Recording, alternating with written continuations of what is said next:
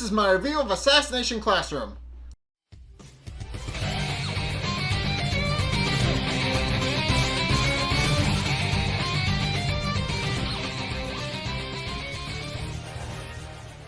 Okay, so this episode is the second half of the Reaper fight, and it starts off with Karasuma and Korosensei trying to infiltrate the Reaper's hideout.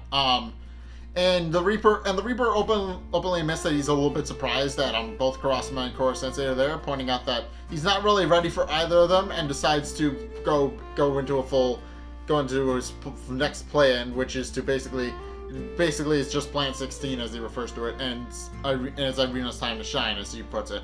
And once the two teachers come in, they see Irina in handcuffs at the front of the elevator.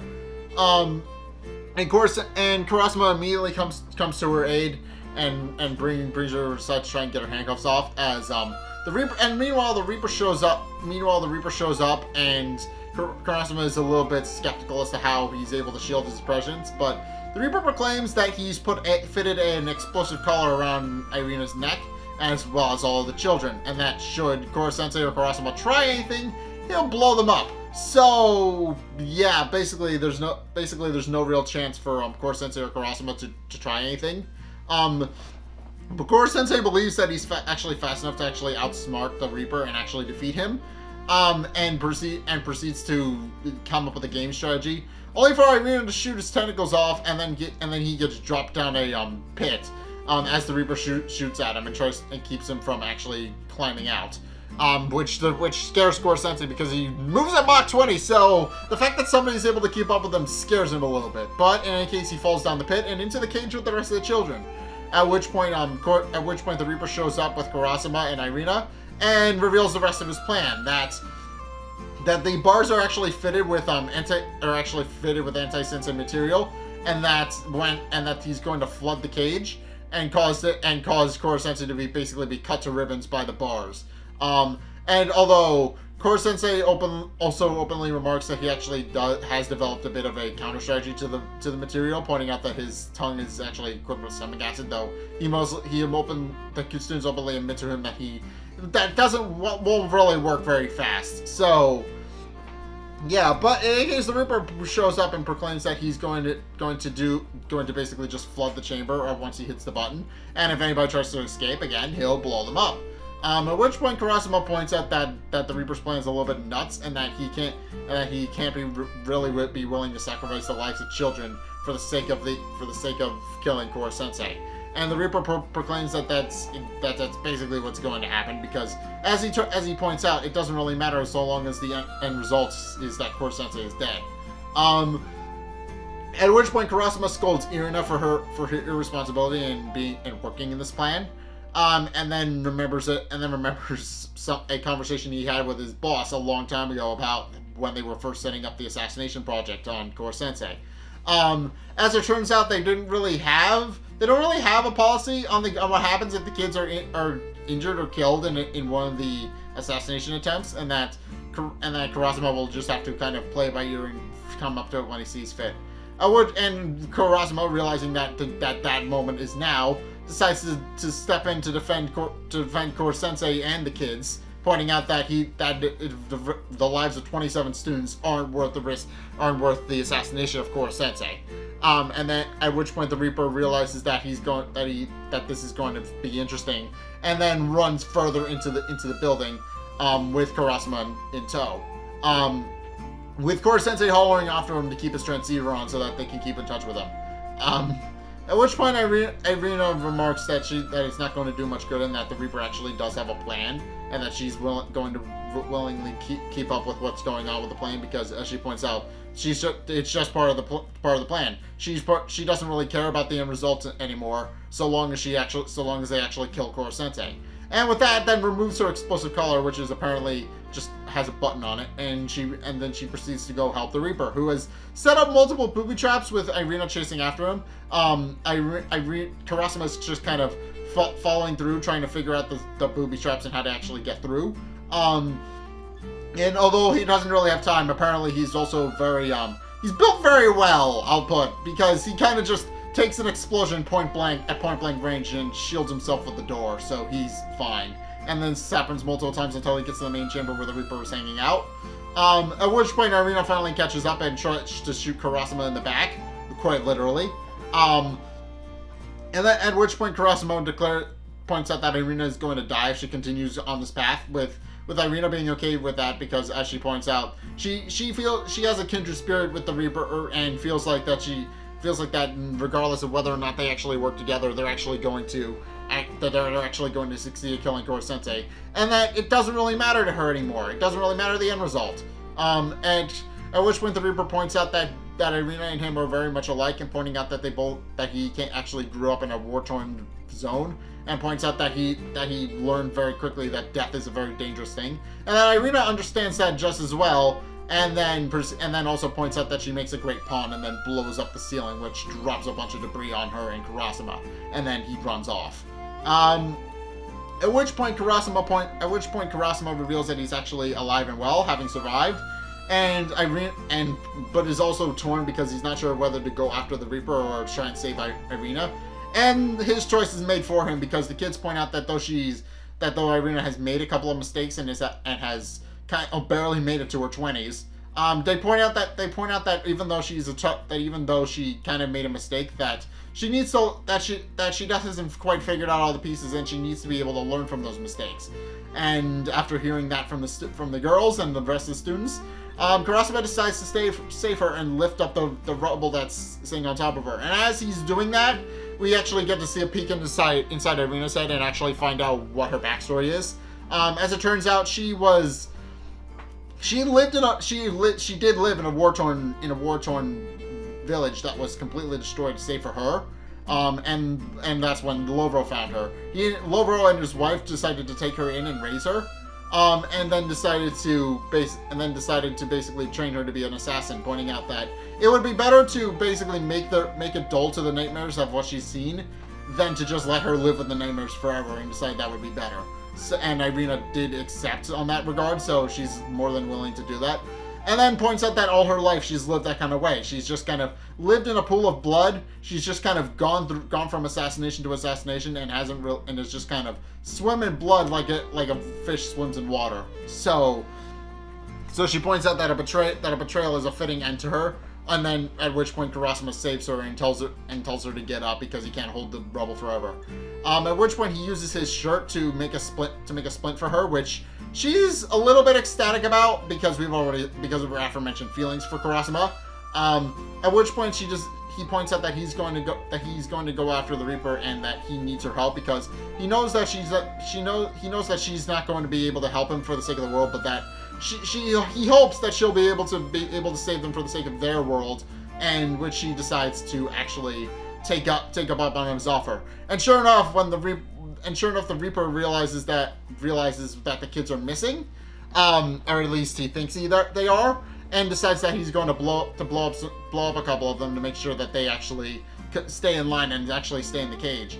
Only to discover that they took their collars off because as Itoma points out, they're actually very shoddily made, and that they're actually designed that can actually just be taken off rather than just being like, hey, they can be worn. As he points out, if you're going to design a collar that's designed to be worn and blown up, that you should probably design a contingency plan to make sure that nobody actually takes their collars off.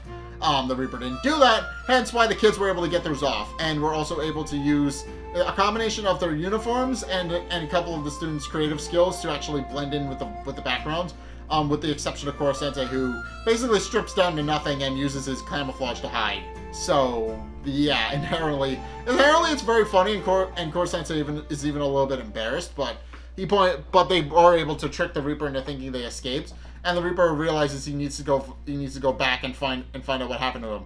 As he's there, he goes back into the central chamber and runs back into Irina. And Irina is kind of a little bit surprised that Irina is still alive. And Irina points out that Karasuma ran off before she found out where he was, which we know is a lie, and a good one, because she manages to trick the Reaper into actually getting into a trap for Karasuma, and only realizes too late that she's actually wearing a splint Karasuma made for her. And then he picks her, and then Karasuma basically just suplexes him into the deeper in the central chamber, into the water at the bottom. while remarking that he's not entirely sure what kind of person the Reaper is, and he's dying to find out his skills. And then they land in the water at the bottom, and Karasuma points out that that the Reaper has skills, but that he should really learn to better focus and doesn't really have a big view of the end game. At which point it's revealed that the Reaper doesn't have a face. So as it turns out, the Reaper ripped off his own face a long time ago and has been wearing a mask this whole time. So, and because of that, he openly explains that it's a lot better for him to wear disguises when he doesn't have a face.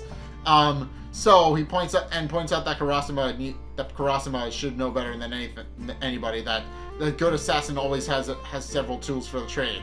At which point they begin to battle and fight, while Korosensei gives a understandably very bad play-by-play of how the actual fight is going. And the students even point out to it, and it's also listed as one of his weaknesses because why not? At which point Karasuma and the Reaper actually come to a standstill, and the Reaper proclaims that Karasuma is good, but that he's not really good enough. And that points out that he may or may not have actually fabricated his origin story, and then reveals what actually happened. As it turns out, an assassin actually killed his father, and he became so in love with the art of assassination that he decided to pursue it as an art form, as it were. And then, case in point, demonstrates his secret technique, where he throws a rose up into the air, and then he shoots Karasuma right in the heart. We've already seen this little technique with Lovro, but basically the Reaper has a little technique he calls his hidden scythe hidden inside his pointer finger, which basically is a small caliber weapon. Not a very big weapon. It has to fit in his finger after all, but enough to pierce through muscle and blood tissue and basically gets right to the aorta on the heart. And because the heart is always pumping, it causes the hole to expand, and then the victim dies that way. And sure enough, Karasuma seems to be passing out from blood loss. And the Reaper ultimately gloats over his victory as Irina shows up to watch. And ultimately gloats that Karasuma was a tough opponent, but not nearly tough enough to actually take on the Reaper. But then he gets a closer look and realizes too late that Karasuma actually tricked him. As it turns out, Korosensei actually used one of his tentacles to not only absorb some of the impact from the little bullet fired out of the Reaper's finger, but that he actually also started chugging tomato juice to spill out of the wound, so that it looked like actual blood. And the Reaper, realizing too late he's been tricked, tries to plead with Karasuma, pointing out that nobody else will be able to take down Korosensei. But Karasuma merely states that he'll take his chances, pointing out that the Reaper would be surprised what a group full of high school students can actually pull off when they're determined, and then knocks the Reaper out, and that's how the fight actually ends. At which point the Reaper is strapped to a gurney so that he can't actually fight back again. And Karasuma and the Reaper ultimately remark that Karasuma and Korosensei ultimately remark that the Reaper clearly led a hard life, and Korosensei even further points out that whatever man set the Reaper on his path was clearly in the wrong about how to teach, pointing out that they need to actually nurture the students rather than just kind of train them to be assassins and use the skills. So, and then after that, Korosensei remarks that they also need to be able to learn from their mistakes, and then specifically calls out Irina, who is trying to sneak off. At which point the students proceed to chase after her and corner her, and she points out that that if they all want to get any of their sexual attention, as they were, out of the open, pointing out how jealous they are of her and all that stuff, that they might as well do it now. At which point Tarasuko merely remarks that she can't just run off to go to school to disappear for days on end anymore, and points out that they need her as a teacher and that she needs to actually do her job. At which point they point out that she has kind of done a lot of bad things, but that she more than deserves the chance to make up for them. And Irina is actually moved by the students, and then Karasuma actually walks up and pulls out the rose that the Reaper threw at her, and again gives it to her, pointing out that he feels like he never actually gave her a proper gift, and then gives her the rose as an actual proper gift, pointing out that he's a little late, and then wishes her an actual happy birthday. And also to emphasize the point, points out that that nobody put him up to it. He just kind of took it in her honor as from a defeated foe, and that was kind of it. And Irina thinks about how she should really tell Karasuma off, and because it's not even a proper bouquet, but she decides instead to tell him that's lovely, and all of the students in Korosensei begin to basically they begin to gossip and kind of fawn over how cute the moment is. At which point Korosensei offers up a deal to Karasuma, pointing out that they need to actually have a policy in place in case something happens to the students. As Korosensei pointed out, the students came very close to dying, and he wants to make sure there's a contingency plan in place to make sure that doesn't happen again. And Karasuma decides, you know what, I'm going to do that, and then proceeds to give a report to his boss, pointing out that should the students be killed, that the entire bounty will be null and void. So. And this is basically a contingency plan to make sure that the students are able to kill Korosensei in a safe environment, because they kind of got lured in as bait for Korosensei, and Korosensei doesn't want that to happen again. So Karasuma decides to put in a contingency plan and then returns back to school. At which point he runs into Irina, and he asks her how her arm is, and she says it's fine. And Karasuma remarks that he's not entirely sure where the school is headed, but that he's hoping that he'll still be along for the ride. So yeah, this episode ends with the Reaper being defeated, and obviously that's the big thing. But the main thing to take away from this is that Karasuma just kind of finally admits that he was wrong about Irina, and actually just decided to just put his own hardened bias against her away, and actually tries to actually be a genuinely good person, and is actually kind of cute. But basically this episode just kind of sets up that that the students apparently don't have a good contingency plan, and Karasuma finally decides to follow through on that in this episode. That's the main thing for this.